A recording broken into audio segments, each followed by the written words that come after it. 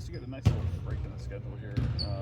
Season full of adjustments and kind of getting some of these injuries. Is there anything you're kind of hyper-focused on these few days? Obviously always defense, but more than anything, the ability to get in here and practice and bump. We want to make sure that we're playing with pace, want to protect the paint. Defensively, want to make sure that our shell stays intact. Everyone is communicating at a high level. All the little tiny things that you focus on in training camp, you're getting good at them. The season starts and things begin to slip. Not to mention injury upon injury upon injury. So you're trying to put your thumb in a dike and hold on. But for us, this is just another work day. Guys got in some good work today. Bumps, got competitive. Like, those are all the things that I'm really excited about. Between having Keegan out to start and then Belmont's out as soon as he gets, how much different do you think Keegan might be right now if you hadn't dealt with one after another so far? Yeah, it's hard to think if ultimately that's where you want to be judged, is when you have all of your guys. But listen, this is professional sports, man. There are no excuses. We have to figure it out, and that's what we're going to do. While at the same time, we have to continue to improve, develop our young players, and make sure that we're making strides in areas that we want to make strides in. Fast break points have been up a little bit. If you get stops, you get out and run. If you take bad shots, they're getting out and getting downhill, and so our offense creates our defense, and those are all the little things that practice helps us with. But we can't really look back and say what if. It's unfortunate. It is what it is, and we go. Doug, Domas is going to be reevaluated real soon. Yeah. How much are you looking forward to that?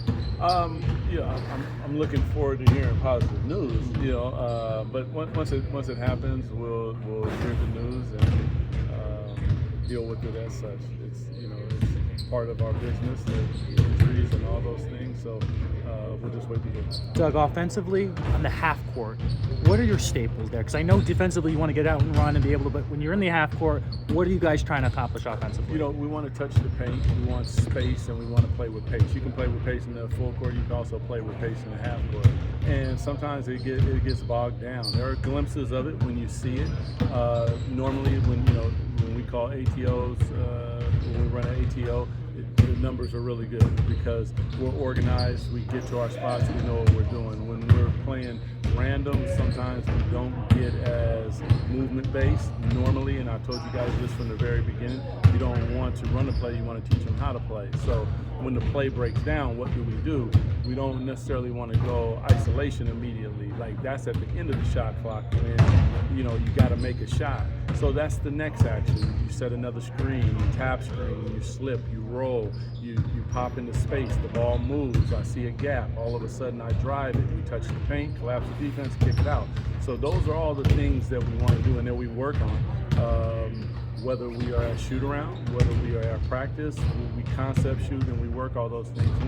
When they do them at a high level, it looks good. When they don't, and that goes with all teams. That's just not ours. But I take the responsibility for all that because we got to make sure that we're getting them to do all those little things that equal the big beautiful thing that we all want. Where you guys are at 6 and 20? How do you go about the minutes from here on out? Like, I think last game tomorrow played 39. So that's a little high for what you want to play with. How do you go about like making sure the vets are getting their time and then also at the same time getting these young guys to develop? Yeah, obviously we can't play DeMar like that. Some of the games just get away and they dictate certain things. But more than anything, we have to make sure that we're developing our young players. You got to find out about guys and develop them. That's the biggest piece of the puzzle more than anything.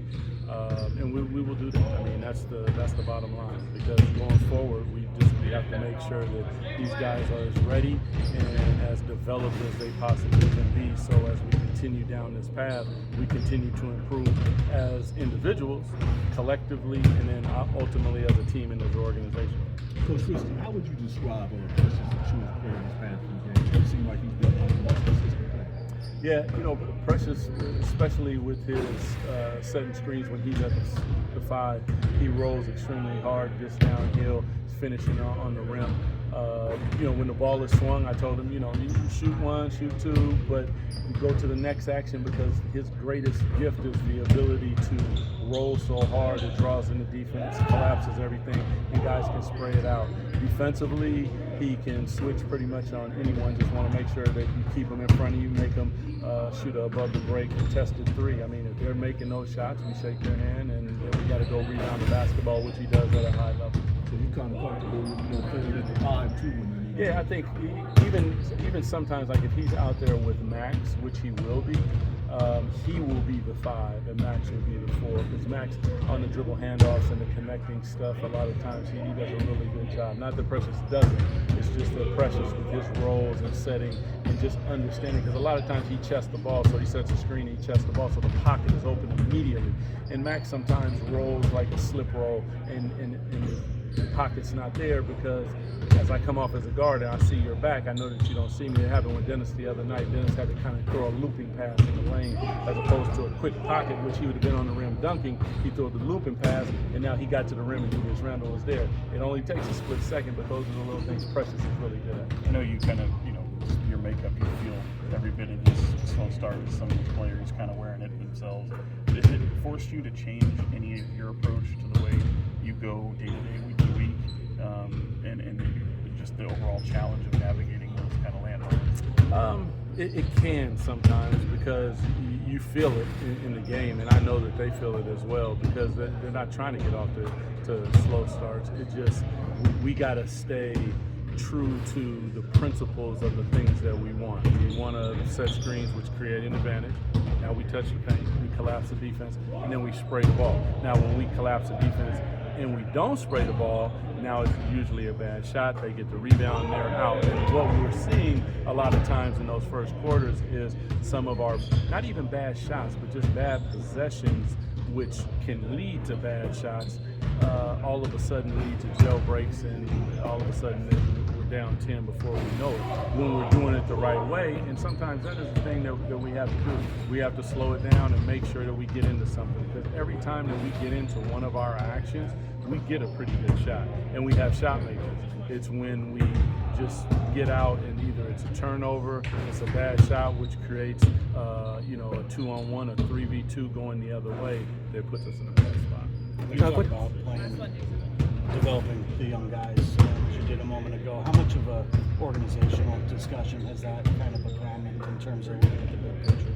I mean, I think it's always has to be at the forefront, because we're in a place that these young players are going to be the cornerstones of what we do going forward. So, it always has to be at the top of the list, Jason. Like, that is important for Keegan to develop, for Neek to develop, for Max to develop, for Dylan to develop.